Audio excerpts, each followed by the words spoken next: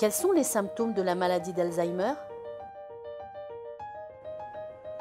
Parmi les symptômes de la maladie d'Alzheimer, on va retrouver une perte graduelle de la mémoire, des événements récents et l'incapacité d'apprendre de nouvelles choses.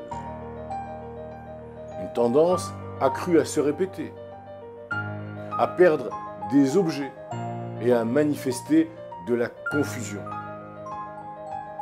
Une désintégration progressive de la personnalité, une désintégration du jugement et des compétences sociales. Une tendance, une propension accrue à l'irritabilité, à l'anxiété et à la dépression, voire à la confusion et à l'agitation. Parmi les symptômes de la démence vasculaire, on va retrouver une perte soudaine de la mémoire ou d'autres fonctions mentales.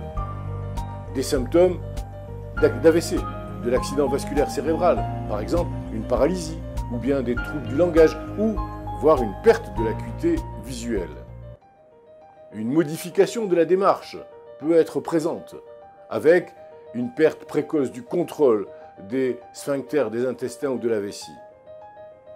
On trouvera des crises soudaines, sans motif, de rire ou de larmes. Comment posez-vous un diagnostic de démence?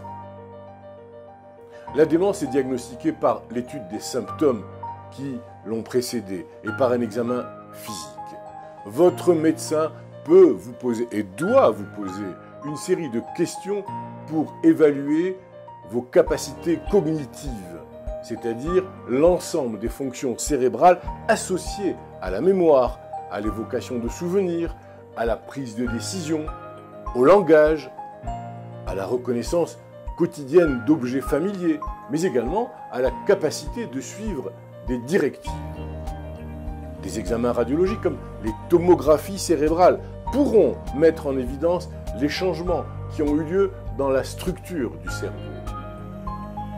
Une tomodensitométrie ou une IRM, une imagerie par résonance magnétique, seront utiles pour aider à repérer les affections. Par exemple, un antécédent d'accident vasculaire cérébral, susceptible d'induire la démence. La confirmation définitive du diagnostic ne pourra être obtenue qu'après une biopsie qui permettra d'étudier la structure d'un fragment de tissus cérébraux. S'il existe des antécédents familiaux de démence, nous conseillons de consulter votre médecin. En tout cas, à tout le moins d'en parler avec lui.